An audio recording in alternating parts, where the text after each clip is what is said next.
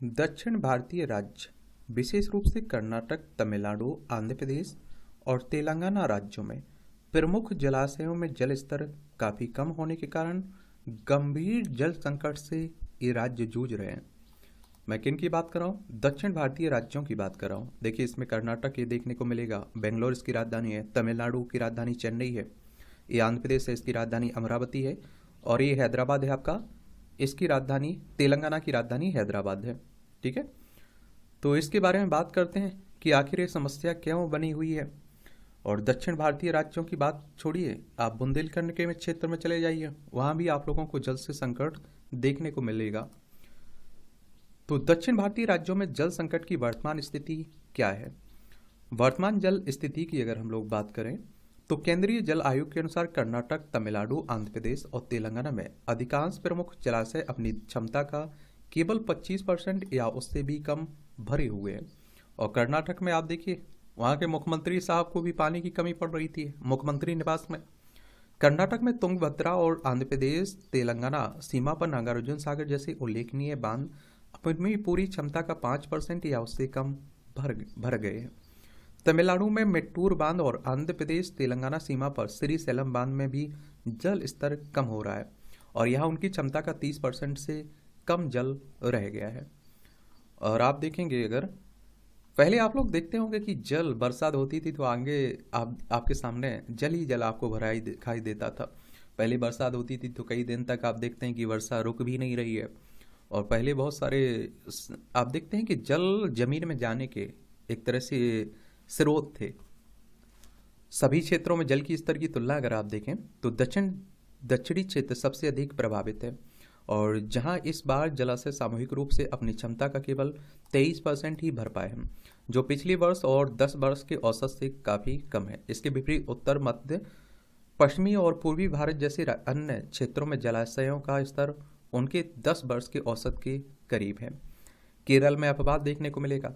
तो केरल उन दक्षिणी राज्यों में से एक है जहां अधिकांश प्रमुख बांधों में उनकी क्षमता का कम से कम 50% जल भरा हुआ है। हालांकि इडुक्की, इदमालयार, कल्लाडा और काक्की जैसे जलाशयों में अपेक्षाकृत बेहतर जल स्तर होने का अनुमान भी है। अब दक्षिण भारतीय राज्यों में यानी कि दक्षिण भारत में जल संकट के क्या कारण है, क्या वजह है, उनके बारे में बात कर लेते हैं, उन्हें देख लेते हैं। एक तो आप देखते हैं कि वर्षा की कमी और अल नीनो प्रभाव। वर्षा की कमी तो आप देख रहे हैं कि पूरे देश में देखी जा रही है। पहले जितनी बारिश होती थी उतनी बरसात अब आपको नहीं देखने को मिलती है। अल नीनो घटनाओं के कारण, कम वर्षा के कारण क्षेत्रों में सूखे जैसी स्थिति और लंबे समय तक शुष्क अवधि रही है। अल नीनो एक जलवायु पैटर्न है जिसकी विशेषता प्रशांत महासागर में सागरीय सतह के तापमान में वृद्धि है, जो विश्व स्तर पर सामान्य मौसम पैटर्न को बाधित कर सकता है और जिससे कुछ क्षेत्रों में वर्षा कम हो सकती है। एक आप देखें इसमें विलंबित मानसून और मानसून के बाद की कमी। तो मानसून और मानसून के बाद के मौसम में वर्षा की कमी से जलाशयों में जल स्तर में कमी देखने को मिली है। विलंबित मानसून की शुरुआत और महत्वपूर्ण अवधियों के दौरान अपर्याप्त वर्षा में स्थिति को गंभीर बना दिया है। मानसून के बाद की अवधि तो अक्टूबर-दिसंबर 2023 के दौरान देश के 50% से अधिक क्षेत्र में वर्षा की कमी थी। एक आप देखिए तापमान वृद्धि और वाष्पीकरण। तो ग्लोबल वार्मिंग के कारण बढ़ते तापमान से वाष्पीकरण की दर तीव्र हो जाती है और जिससे जलाशयों और जल निकायों से जल तेजी से कम होने लगता है। उच्च तापमान भी शुष्कता की स्थिति को बढ़ाता है और जिससे कृषि, शहरी खपत और औद्योगिक उद्देश्यों हेतु जल की मांग बढ़ती है। एक भूजल की कमी। तो सिंचाई के लिए अत्यधिक भूजल दोहन से विशेषकर अपर्याप्त सतही जल स्रोत वाले क्षेत्रों में भूजल की कमी हो गई है। दक्षिण भारत में मुख्य रूप से चावल, गन्ना और कपास जैसी फसलों की खेती की जाती है जिनके लिए पर्याप्त मात्रा में जल की आवश्यकता होती है। चावल के लिए, गन्ना के लिए, कपास के लिए जल की ज़्यादा जरूरत पानी की पड़ती है। जल स्रोतों का प्रदूषण। तो औद्योगिक निर्वहन, अनुपचारित सीवरेज और ठोस अपशिष्ट डंपिंग से प्रदूषण ने जल स्रोतों को दूषित कर दिया है और जिससे वे उपभोग के लिए अनुपयुक्त हो गए हैं और उपलब्ध जल आपूर्ति में भी कमी आई है। पर्यावरण प्रबंधन और नीति अनुसंधान संस्थान द्वारा किए गए एक अध्ययन में पाया गया कि बेंगलोर के लगभग 85% जल निकाय औद्योगिक अपशिष्ट, सीवरेज और ठोस अपशिष्ट डंपिंग से प्रदूषित है। कुप्रबंधन और असमान वितरण। तो आप देखिए जल संसाधनों की बर्बादी, रिसाव और असमान वितरण सहित अकुशल जल प्रबंधन प्रथाएं क्षेत्र में जल की कमी के संकट की गंभीरता में योगदान करती हैं। अब देखिए भारत में जल संकट की निहितार्थ क्या है। तो स्वास्थ्य संबंधी मुद्दे। तो आप देखिए सुरक्षित पेयजल तक पहुंच की कमी से विभिन्न स्वास्थ्य समस्याएं जैसे निर्जलीकरण, संक्रमण, बीमारियों, यहाँ तक कि मृत्यु भी हो सकती है। नीति आयोग की एक रिपोर्ट में कहा गया कि अपर्याप्त जल आपूर्ति के कारण भारत में हर साल 2 लाख लोगों की मृत्यु हो जाती है पानी की कमी के कारण। नीति आयोग योजना आयोग को स्थिति स्थापित करके 2015 में आया था। और वर्ल्ड बैंक के अनुसार भारत में विश्व की 18% आबादी निवास करती है, लेकिन इसके पास केवल 4% लोगों के लिए ही पर्याप्त जल संसाधन देखने को मिलेंगे। वर्ष 2023 में लगभग 91 मिलियन भारतीय सुरक्षित जल तक पहुंच से वंचित रहे हैं।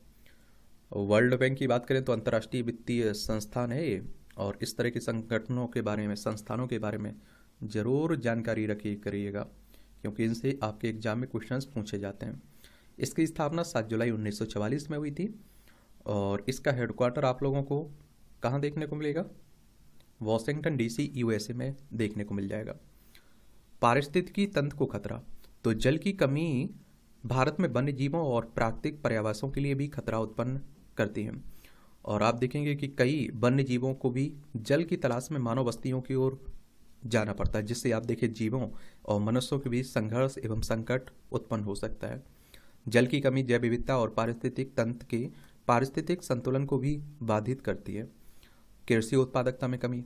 तो आप देखते हैं कि जल की कमी का कृषि क्षेत्र पर नकारात्मक प्रभाव पड़ सकता है, जो देश के लगभग 80% जल संसाधनों का उपयोग करता है। जल की कमी से फसल की उपज कम हो सकती है, खाद्य सुरक्षा प्रभावित हो सकती है, और किसानों में निर्धनता बढ़ सकती है। आर्थिक हानि।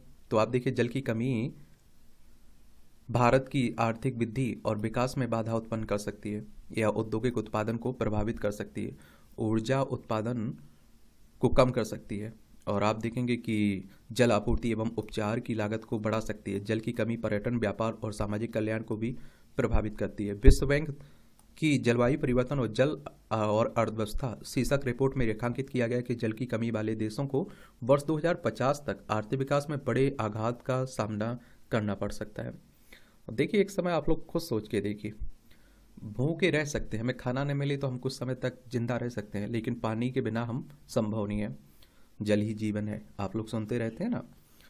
और देखिए जल भारत में भूजल संकट से निपटने के लिए कई योजनाएं भी लाई गई, जिनमें जल संरक्षण के लिए मनरेगा हो गया, जल क्रांति अभियान हो गया, राष्ट्रीय जल मिशन हो गया, अटल भूजल योजना हो गई, जल जीवन मिशन हो गया, राष्ट्रीय स्वच्छ गंगा मिशन हो गया, ये देखने को मिलेगा।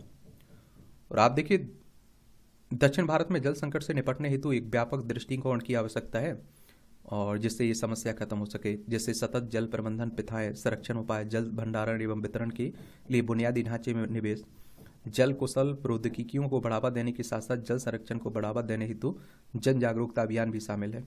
वन वाटर अप्रोच, जिसे एकीकृत जल संसाधन प्रबंधन के रूप में भी जानते हैं, में समुदाय, व्यवसायों, उद्योगों, किसानों, संरक्षणवादियों, नीति निर्माताओं, शिक्षाविदों तथा अन्य लोगों को शामिल करके उन पारिस्थितिक एवं आर्थिक स्रोत को एकीकृत, समावेशी और सतत तरीके से प्रबंधित करना शामिल है।